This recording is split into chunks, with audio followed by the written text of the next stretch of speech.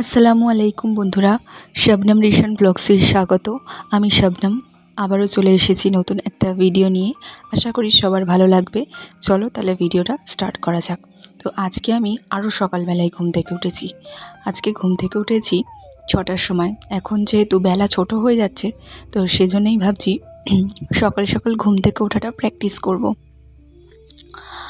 আর এই যে ঘুম থেকে উঠে আমি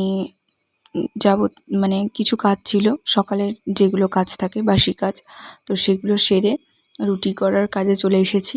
আর রিশানকে আজকে দেব দুধ, বিস্কিট, আর ওখানে নিয়েছিলাম অ্যালমন্ড আর কাজু, একটা একটা করে নিয়েছিলাম, নিয়ে ওটা কুড়ে দিয়েছিলাম। তো রিশানের ওটাই ব্রেকফাস্ট ছিল। আর এদিকে শ্বশুরমশাই বাজার থেকে মাছ এনেছিল, এটা সম্ভবত রুই মাছ আর চিংড়ি মাছ এনেছিল।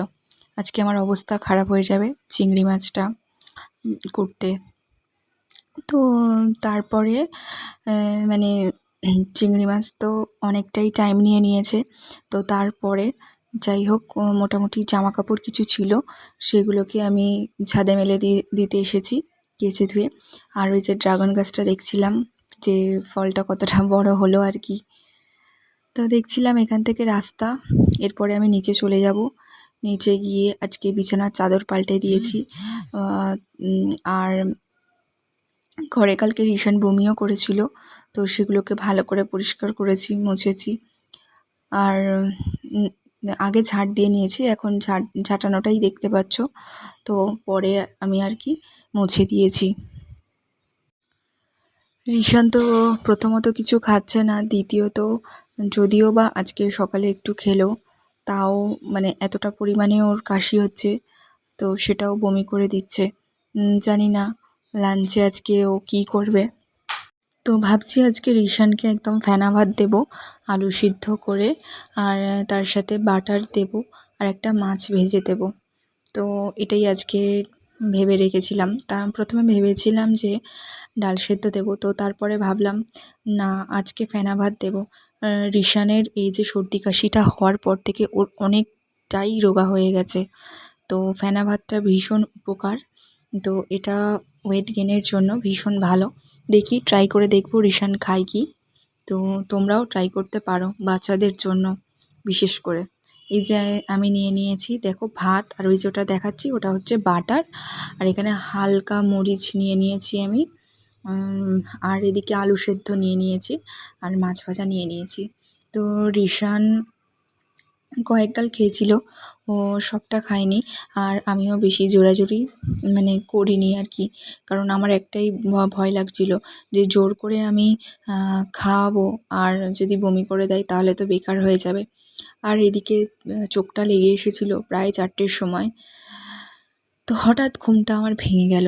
ছাদে কিছু জামা কাপড় ছিল, সেগুলোর কথা মনে পড়ে গেল। আর বাইরের দিকে তাকাতেই দেখলাম যে অসম্ভব বৃষ্টি হচ্ছে। আর বাড়িতে রিশানের পাপাও আজকে ছিল না। রিশানকে নিচে একা ফেলে রেখে আমি ছাদে চলে গেলাম। রিশানের দাদিমা যদিও ছিল, তিনি নামাজে ছিলেন, তো আমি আর ডাকিনি।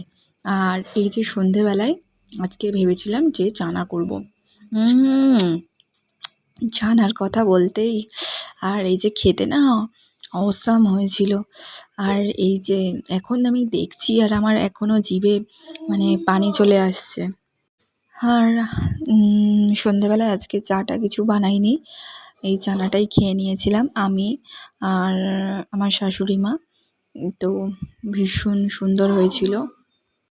আর রিশানকে সন্ধেবেলায়ও দুধ দিয়েছিলাম, কিন্তু রিশান খেয়েও নিয়েছিল।